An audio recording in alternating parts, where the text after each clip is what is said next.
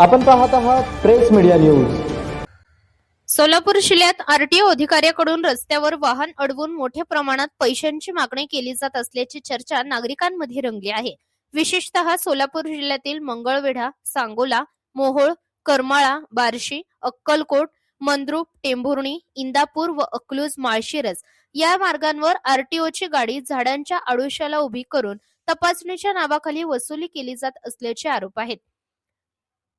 जनावरांसाठी गोठा उभारण्यासाठी मुरुम वाहतूक करणारे ट्रॅक्टर, जेसीबी तसेच टमटम मधून जनावरे नेणारे शेतकरी यांना अडवून मोठ्या रकमेची मागणी केली जात आहे अशी तक्रार आहे।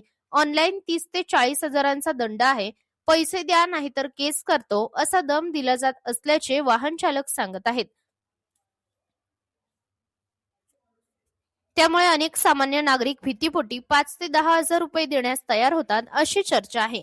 सदर कारवाईत महिला अधिकारी गाडीतून खाली न उतरता काचा बंद ठेवून बसतात आणि सोबतचे अधिकारी वाहन चालकांकडून किल्ली, लायसन्स घेऊन दबाव टाकतात असा आरोप काही वाहनधारकांनी केला आहे। मार्च एंड टार्गेटच्या नावाखाली केसेस वाढवण्याचा दबाव असल्याची ही चर्चा आहे। काही नागरिकांचा दावा आहे की बेकायदेशीर वाहतूक उघडपणे दिसूनही त्यांच्यावर कारवाई होत नाही, मात्र शेतकरी व लहान वाहनधारकांवरच कारवाई केली जाते। यामुळे आरटीओ प्रशासनाच्या कार्यपद्धतीवर प्रश्नचिन्ह उपस्थित होत आहे। सोलापूर जिल्ह्यातील आरटीओ पथकाच्या कारभाराची चौकशी करून दोषी आढळल्यास कठोर कारवाई करावी अशी मागणी नागरिक व शेतकरी वर्गातून होत आहे। सामान्य जनतेला कायद्याच्या चौकटीत न्याय मिळावा आणि भीतीचे वातावरण दूर व्हावे अशी अपेक्षा व्यक्त केली जात आहे।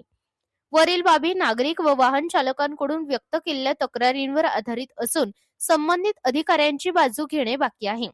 प्रतिनिधी सूरज पारवे, प्रेस मीडिया न्यूज, सोलापूर।